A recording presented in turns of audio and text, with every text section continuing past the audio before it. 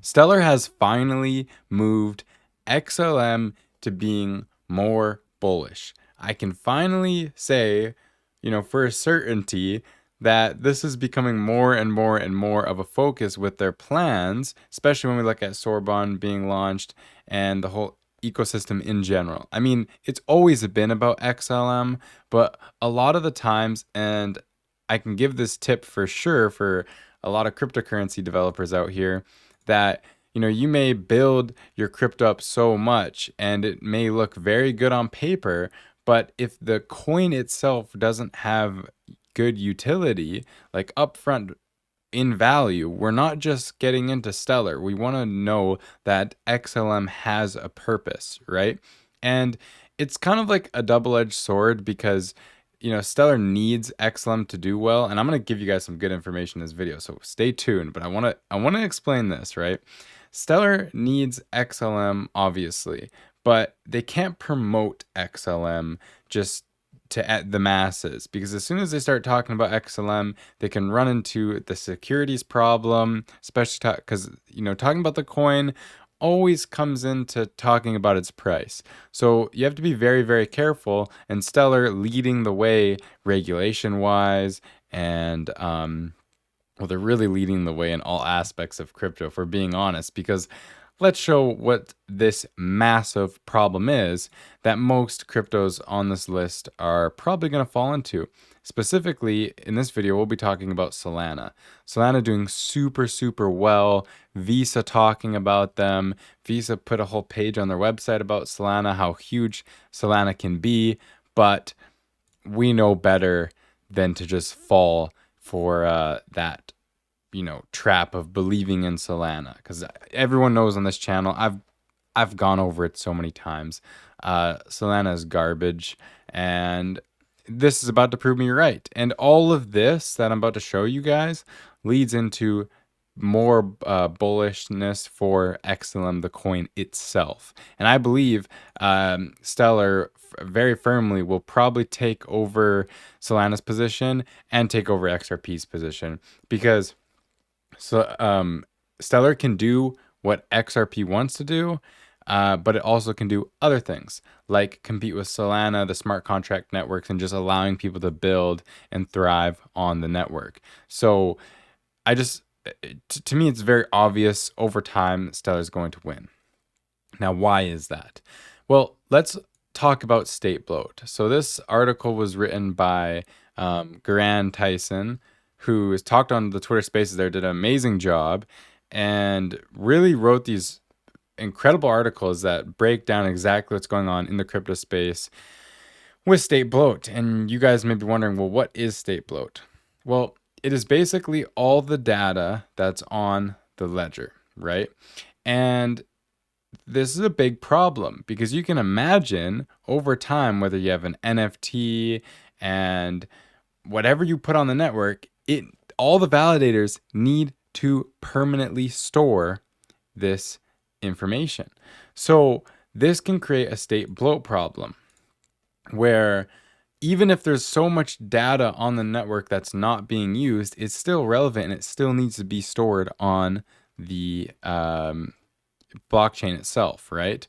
Which ends up putting stress on, well, we'll get into what it starts putting stress on. So how does State Bloat impact scalability and performance?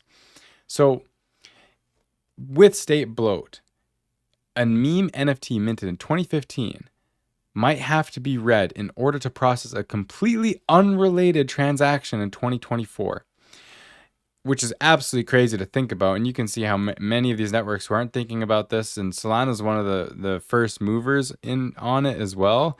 But you guys are going to see it's a problem. The way that they're going about it is a problem. And Stellar's always, I don't know how the people at Stellar just do everything so well, it's incredible. So it just makes me more bullish on Stellar in general. I just had to say that because I'm listening to them speak, I'm reading these articles, and how they're explaining everything. And I have to say, like, personally, whether or not whatever XLM coin is doing, this team has been doing an amazing job, and it's been very enjoyable following the growth of this cryptocurrency.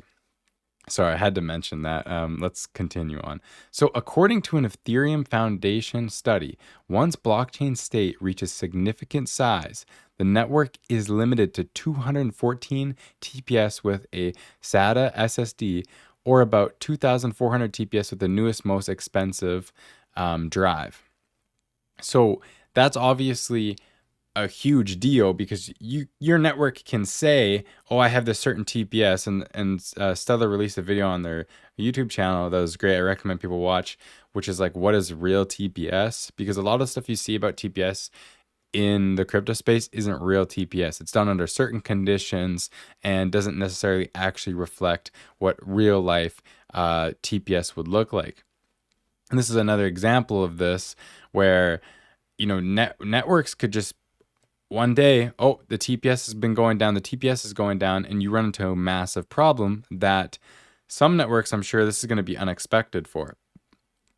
So for comparison, Solana validators currently require 256 gigabytes of RAM compared to just 16 gigabytes for a Stellar validator. That's absolutely an insane difference. Like, it's crazy that that is the difference that we're sitting at here, right? Obviously, Solana is a massive network, but as we get into the weeds of this thing, you're going to see and we've already known, they have scalability issues. And they have taken this move fast and break things approach, which can work in a Web 2 design, right? That we saw Facebook and some of the largest companies took this philosophy and were able to just build fast. Things may break, but they're able to bring new innovations to the user that keeps them going, keeps them interesting, and expands the user base quickly. But the problem you get with this, guys, because everyone's looking and say, oh, Solana's the thing. Solana's going to take over. Solana's the best, because they look at the user base expanding. But they don't understand that with blockchain, you can't just roll back features as easy as you can with Web 2. You can't just replace the problems that you made. No, these problems that you create with your network, how you build your network, you have to be specific with, because you can't just transform it on the flip of a dime like you could with, Facebook developing the code. Obviously, it's deeper than that, but you guys can see that with blockchain compared to Web 2, the move fast and break things approach, probably not the best thing. And that's what most of these top cryptocurrencies are at the top first, because they're giving these things to the users quickly, but not necessarily they're future proof, which is a huge, huge, huge issue. It's massive. So if a network wants to remain inexpensive, deliver high TPS, and scale to more users, State Bloat cannot continue. The fundamental issue is that a one-time transaction storage fee incurs a recurring cost on the network to maintain the storage, leading to higher validator operating costs as well as reduced network throughput.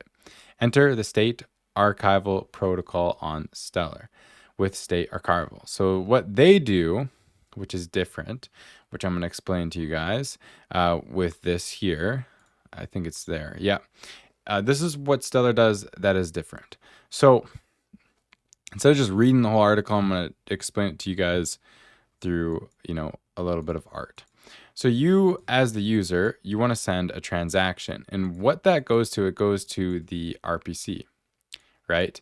Now, when it's in this system here, you have to understand that with what they're introducing is, instead of just a system where, okay, the network stores all the information, right, inside the validators, and the validators are holding all this space, and it's getting extremely brutal for them, they have created this history archive, which is, instead of one Merkle tree, which is important, multiple immutable Merkle trees, which we're going to find out allows them to be able to shard because of that. And instead of putting the load on the RPC or even the validator, getting the load depending on which system is being used, what happens is you have this huge history archive that, from my understanding, you can basically pull from. So with Stellar, you're taking your transaction, right, and it's going to the RPC, and the RPC can interact with the history archive, which is an immutable, right? This is immutable here, which is important to mention. And then that can go over to the validator. And with the validator, they can save these roots, which is also very important, that lead back to the history archive. So instead of having the whole tree in the validator, they just have the roots that can basically give them a pathway into the history archive to able to validate that transaction. And this is highly, highly efficient process compared to what other networks are doing currently. And it has to be noted that this is going to be a big deal in the future.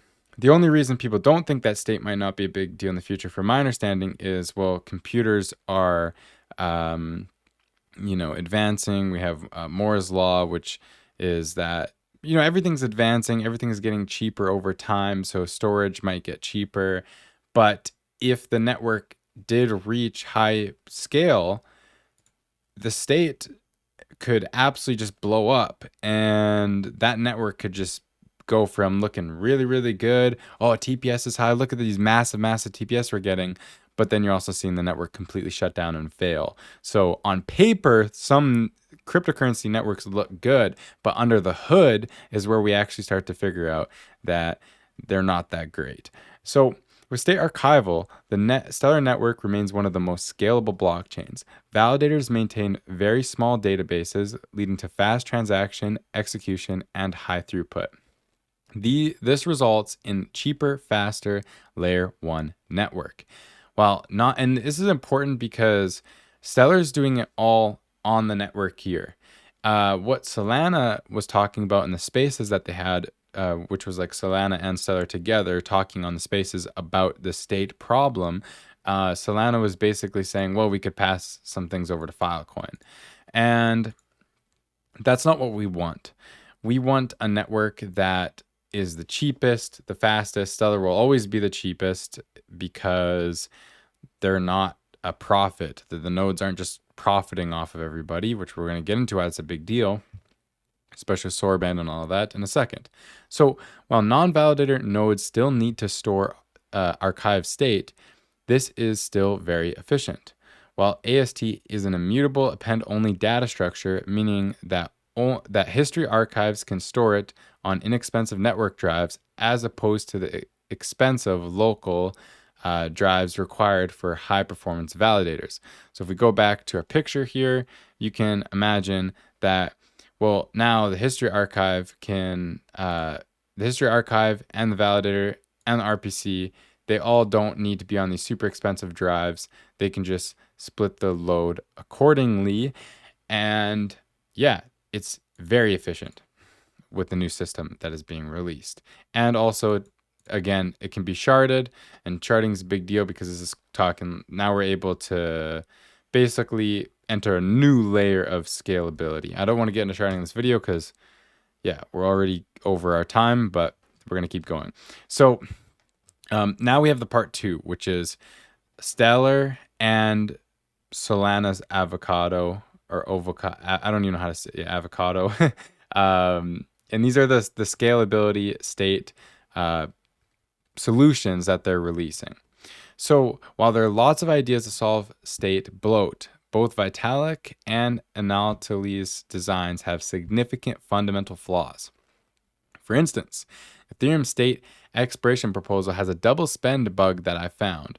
So we can already see that, and this is the ethos that we know about Stellar, is these other networks, not all of them, but some of them, maybe not the ones in here, but we definitely know which ones those are in the back of our minds, are just out for themselves and really don't want to contribute to the general space. But out of all of them, we know Stellar is definitely the leader in, hey, we're just out here willing to help.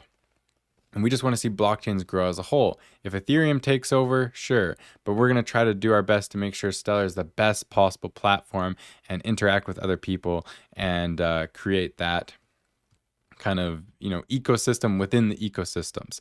And that's why I just believe Stellar is going to be a winner, because it's just a super positive pro ethos for crypto that is important, because even when we bring it back all the way to the beginning, we know that when the first Bitcoin white paper was released by Satoshi, we didn't know who that actually was. It's all anonymous, right? Or supposedly anonymous. But at the time, it was anonymous. And that's important because with crypto, you don't want to be ever in a position where it's like, okay, we're for profit or we're central entities controlling us, and stars position themselves to be in a very, very important spot where, legally and just within public opinion can always be held in a high regard and as an example for the industry, which is important. People don't think that's important right now because we're in this move fast and break things situation in crypto, but eventually this will be very important. So now their strategies are similar, but there is details that are different, like because they have the rent system. I was going to explain the rent system, but basically the rent system is you pay rent for your data, and then if you're not paying rent, then your data disappears, let's say, gets deleted, and then I think it's in the history archive from my understanding, and you can eventually actually bring that back pretty easily on Stellar, but not as easy on Solana. As you can see, when data runs out of rent, it is replaced with a hash. This is on Solana. It's replaced with a hash that is persisted by validators while the data itself is deleted. So this is a problem because now it's the responsibility of the user to get the data back. So Solana, they can prove with the hash that, okay, that information is correct, but now the user has to find the data and it's the responsibility on the user. Not great. So this is also an issue because now what happens is the proposal does not discuss data availability. Unlike with the index compression piece of Avocado, account data is not stored in Merkle trees, and there doesn't appear to be any mechanism to maintain the data at the protocol level, which is not good, okay? Because that's what I feel like that's like the base thing we want to see is the data maintained at the protocol level. That would be super important to me in a future of cryptocurrency. I feel like that's an extremely important thing. Let's not be like Ethereum where let's not be like Ethereum where it's like, okay, well, we can do layer 2, layer 3, layer 20, 900,000 on top of our system to make it work, rather than let's just make a really, really good network at the base level. So I assume this responsibility will be left to the RPC nodes, a common design on Solana. The issue is Solana RPC nodes are already expensive to operate today, as in 512 gigabytes of RAM expensive, and this will put more on their plate. It's easy to imagine that a cost like this will ultimately be passed down to the user, making decompression expensive.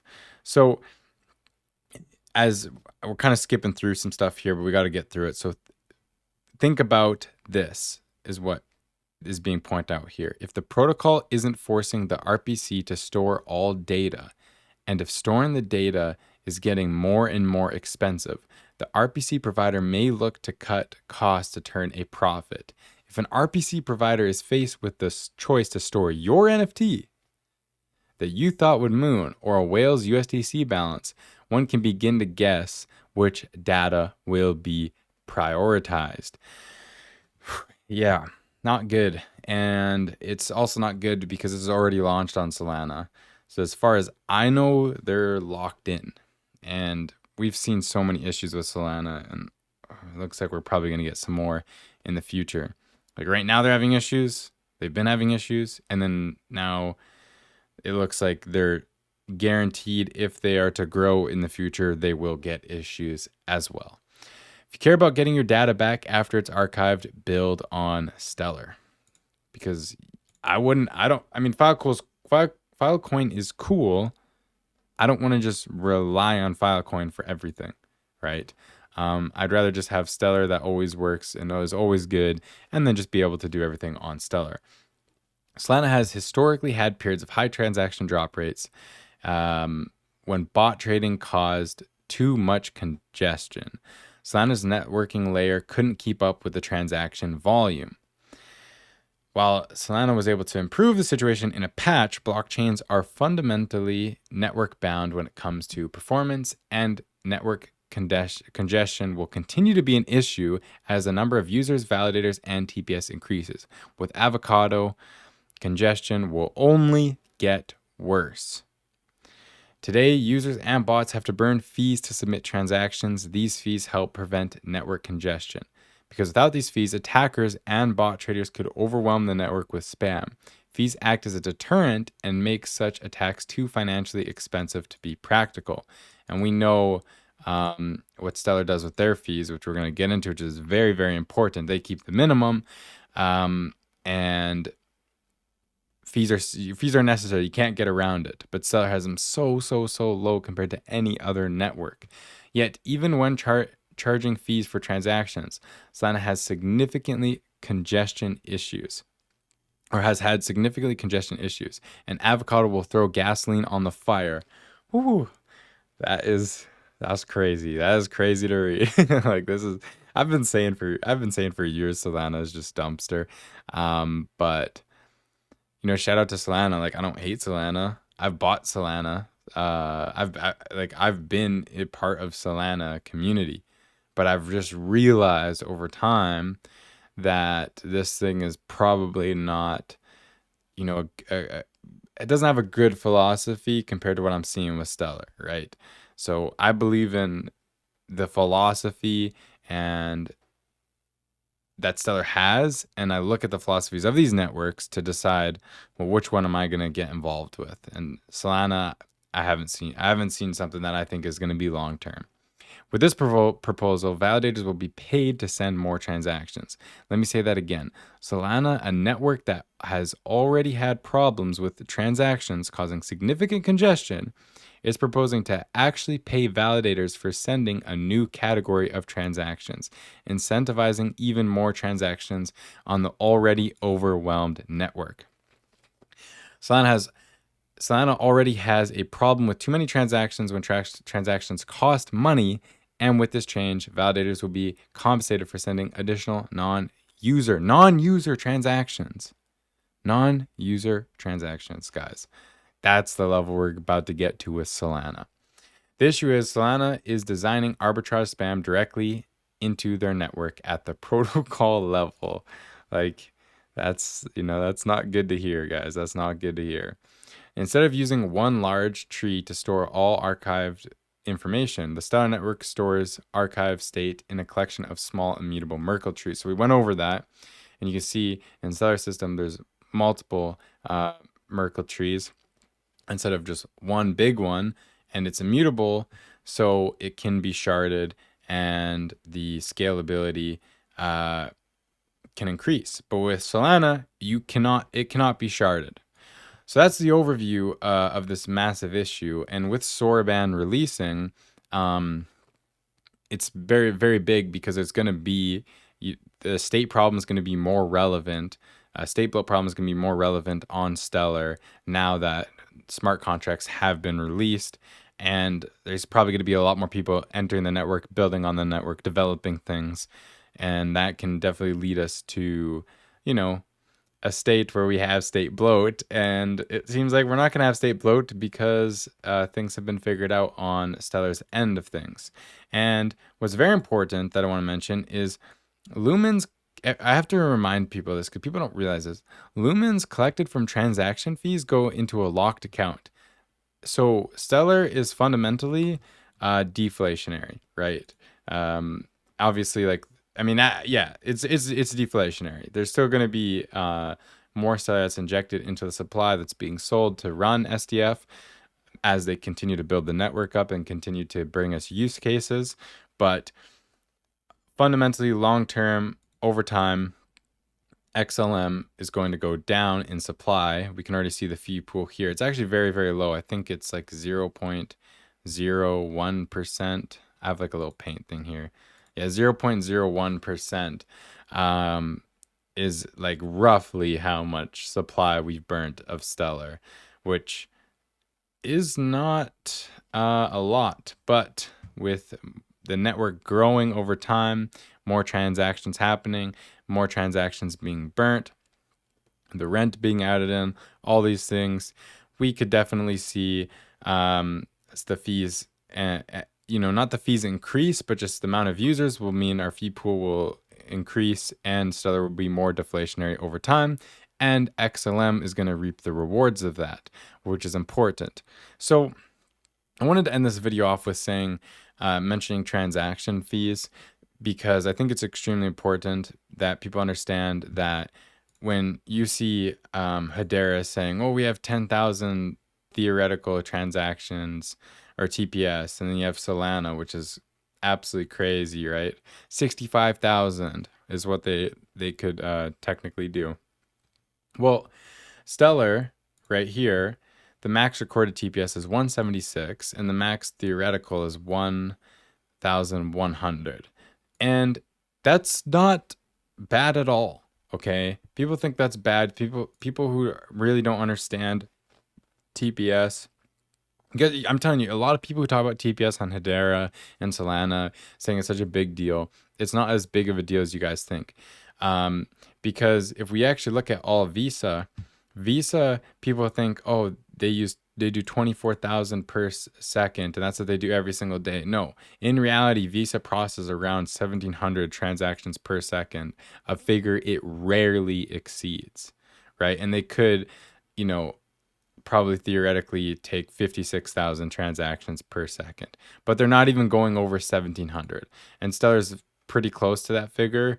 And I'm sure there's many ways that Stellar will be able to increase their TPS over time as it's needed, but it's just not needed right now. And this is the difference between marketing TPS, which other networks do, like Hedera and Solana, like, oh, TPS this, TPS this, versus, okay, let's just go over the reality and the facts of the situation. And it just makes no sense to me why you would choose any network over Stellar. Why would you not support Stellar? Stellar's nonprofit. They're building for all blockchains. They're trying to help everyone, and they're helping us in regulation probably more than any other cryptocurrency out there. So, I mean, I guess Ripple's doing a lot too, but I like XRP as well. But I just feel like Stellar is, that main coin. If there's ever going to be a cryptocurrency that you can say that could easily get everyone behind it in the world, it would be XLM. XRP, it's for profit. That's immediately going to turn people away from it. Bitcoin, obviously, that would be the one that would be most likely for everyone to get behind, because there's no founder that we know of. Like, there isn't like a big figurehead for it that's kind of just able to direct and people to disagree with. It's just, oh, it's Bitcoin. Bitcoin is its own entity, is what I'm trying to say. The problem is Bitcoin you can't do much with, right? It's just a store of value. And then there's Ethereum, but then Ethereum was the first to do what it has done and is reaching massive problems when it comes to scalability and just so much more. Solana came as well, but we've seen just it's just unbelievable issues over and over with Solana. Stellar has got into the game of smart contracts very late compared to everybody else, but is doing them in a very smart and intelligent way. And that's how we've seen Stellar work throughout the whole system. And now, through a tech perspective, Stellar has everything you would need as a developer to start getting involved in and building what you want to build.